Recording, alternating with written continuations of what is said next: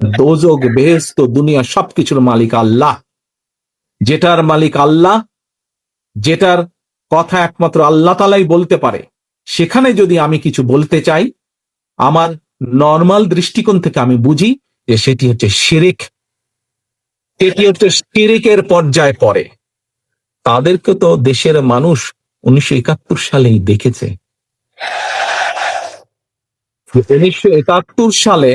1971 সালে তারা তাদের নিজেদের স্বার্থ রক্ষার্থে কিভাবে লক্ষ লক্ষ মানুষকে হত্যা করেছে।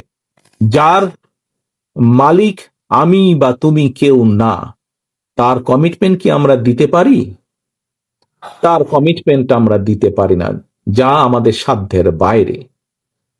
এখানে আমরা মুসলমান আছি, অন্য ধর্মের মানুষ এখানে উপস্থিত আছে। মুসলমান হিসেবে আমরা বিশ্বাস করি এই পৃথিবীতে এবং পৃথিবীর বাইরে যাবতীয় যা কিছু আছে, আমরা যা কল্পনা করি, যা কল্পনা করতে পারি না, সকল কিছুর মালিক একমাত্র আল্লাহ তাআলা, একমাত্র আল্লাহ রাব্বুল আলামিন। আমরা শুনেছি অনেক কিছু, একটি রাজনৈতিক দলের কিছু ব্যক্তি বা বেশ কিছু ব্যক্তি বিভিন্ন জিনিসের টিকিট বিক্রি করে বেড়াচ্ছে, বিভিন্ন জিনিসের কনফার্মেশন দিয়ে বেড়াচ্ছে। তো এখন আমি যতটুকু বুঝি, অনেক মুরব্বী ব্যক্তি আছেন, বুজুর্গ ব্যক্তি আছেন ধর্মীয় বিষয়ে। আমি একজন সাধারণ নর্মাল একজন মুসলমান হিসেবে আমি যতটুকু বুঝি, যা আমার না, আমি যদি তা দেবার কথা বলি, অর্থাৎ যার যেটি আমার না সেটির কমিটমেন্ট যদি করি, তাহলে আমি তার সাথে পাল্লা দিচ্ছি। অর্থাৎ দোজক বেহেশত দুনিয়া সবকিছুর মালিক আল্লাহ। যেটার মালিক আল্লাহ, যেটার কথা একমাত্র আল্লাহ তাআলাই বলতে পারে, সেখানে যদি আমি কিছু বলতে চাই, আমার নর্মাল দৃষ্টিকোণ থেকে আমি বুঝি যে সেটি হচ্ছে শিরিক, সেটি হচ্ছে শিরিকের পর্যায়ে পড়ে। কাজে তোমাদেরকে ঘরে ঘরে যেতে হবে এবং বলতে হবে যারা এইসব কথা বলে তারা শিরিক করছে। আপনি যদি তাদের কথা শোনেন, আপনিও শিরিকের পর্যায়ে পড়ে যাবেন। যার অধিকার একমাত্র আল্লাহ তাআলার, সেটি একমাত্র আল্লাহর অধিকার।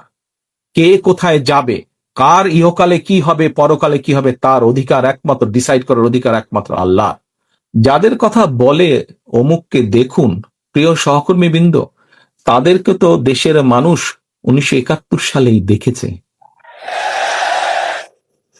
1971 সালে তারা তাদের নিজেদের স্বার্থ রক্ষার্থে কিভাবে লক্ষ লক্ষ মানুষকে হত্যা করেছে। ঠিক যেভাবে পতিত স্বৈরাচার পালিয়ে যাওয়ার আগে হাজারো হাজারো মানুষকে হত্যা করেছিল ক্ষমতা ধরে রাখার জন্য। এই যাদেরকে কেউ কেউ বলে যে একবার দেখুন না এদেরকে, তাদেরকে দেশের মানুষ 71 সালেই দেখেছে নিজেদের রাজনৈতিক স্বার্থ রক্ষার্থে লক্ষ লক্ষ মানুষকে শুধু হত্যাই করেনি, তাদের সহকর্মীরা কিভাবে মা বোনদের ইজ্জত পর্যন্ত লুট করেছিল। এই কথাটি আমাদেরকে মনে রাখ।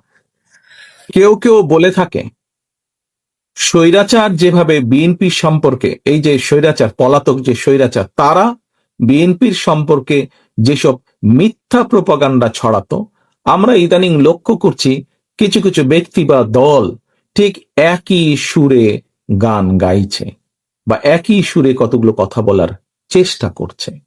এখন প্রশ্ন হচ্ছে, তাদেরও তো দুইজন ব্যক্তি আমাদের সাথে সেই সময় সরকারে ছিল।